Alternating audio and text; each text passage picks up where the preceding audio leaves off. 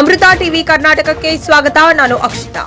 ಬಾಗಲಕೋಟ್ನಲ್ಲಿ ಇಂದು 17 August 2024ರಂದು ಮಾನ್ಯ ಜಿಲ್ಲಾಧಿಕಾರಿಗಳಿಗೆ ಬಾಗಲಕೋಟೆ ಕರ್ನಾಟಕ ರಾಜ್ಯ ಖಾಸಗಿ ಅನುದಾನಿತ ಶಾಲಾ ಕಾಲೇಜುಗಳ ನೌಕರರ ಸಂಘ ಪಿಂಚಣಿ ಬೇಡಿಕೆ ಬಾಗಲಕೋಟ್ ಎಡಿಸಿ ಹೆಚ್ಚುವರಿ ಜಿಲ್ಲಾಧಿಕಾರಿಗಳು ಅವರಿಗೆ ಡಿಸಿ ಆಫೀಸ್ ಎದುರುಗಡೆ ಮನವಿ ಸಲ್ಲಿಸಿದರು.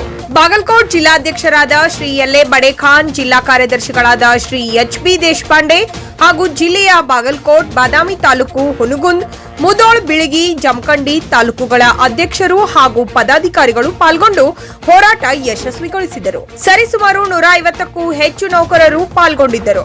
ಪ್ರಾಥಮಿಕ ಶಾಲಾ ಶಿಕ್ಷಕರ ಸಂಘ, ಮಾಧ್ಯಮಿಕ ಶಾಲಾ ಶಿಕ್ಷಕರ ಸಂಘ, ಮುಖ್ಯೋಪಾಧ್ಯಾಯರ ಸಂಘ, ಚಿತ್ರಕಲಾ ಶಿಕ್ಷಕರ ಸಂಘ, ದೈಹಿಕ ಶಿಕ್ಷಣ ಶಿಕ್ಷಕರ ಸಂಘ ಹಾಗೂ ಈ ಎಲ್ಲ ಸಂಘಟನೆಗಳ ಪದಾಧಿಕಾರಿಗಳು ಸಹಯೋಗ ಬೆಂಬಲ ನೀಡಿದರು. ಮನವಿ ಸ್ವೀಕರಿಸಿದ ಹೆಚ್ಚುವರಿ ಜಿಲ್ಲಾಧಿಕಾರಿಗಳಾದ ಎಡಿಸಿ ಇವತ್ತೇ ನಮ್ಮ ಪಿಂಚಣಿ ಬೇಡಿಕೆಯನ್ನ ಸರ್ಕಾರಕ್ಕೆ ರವಾನೆ ಮಾಡಿ ಸರ್ಕಾರದ ಗಮನ ಸೆಳೆಯುವ ಕೆಲಸ ಪ್ರಾಮಾಣಿಕವಾಗಿ ಮಾಡುತ್ತೇನೆ ಎಂದು ಭರವಸೆ ನೀಡಿದರು.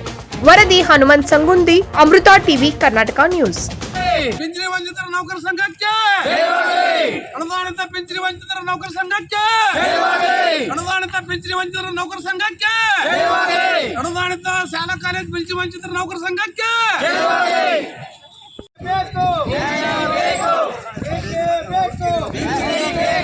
ಎಲ್ಲಿವರೆಗೆ ಹೋರಾಟ, ಎಲ್ಲಿಯವರೆಗೆ ಹೋರಾಟ,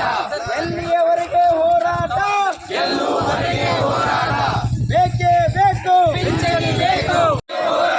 ಎಲ್ಲಿವರೆಗೆ ಹೋರಾಟ, ಬೇಕೇ ಬೇಕು, ಬೇಕೇ ಬೇಕು, ಎಲ್ಲಿವರೆಗೆ ಹೋರಾಟ, ಎಲ್ಲಿವರೆಗೆ ಹೋರಾಟ,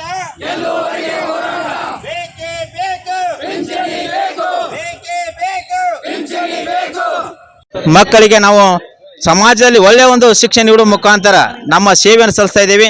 ಅಂತ ಒಂದು ಶಿಕ್ಷಕ ಬಂಧುಗಳಿಗೆ ದಯವಿಟ್ಟು ಅವರ ಜೀವನ ಕೊನೆಯ ಕಾಲದಲ್ಲಿ ಅಂದರೆ ಅವರ ನಿವೃತ್ತಿ ಜೀವನ ಸುಖಕರ ಆಗಬೇಕಾದರೆ ಅತ್ಯಂತ ಪ್ರಮುಖವಾಗಿ ಅವರು ತಮ್ಮ ಜೀವನ ನಡೆಸಬೇಕಂತಾರೆ ನಮ್ಮ ಪಿಂಚಣಿ ಅತ್ಯಂತ ಅವಶ್ಯಕವಾಗಿದೆ.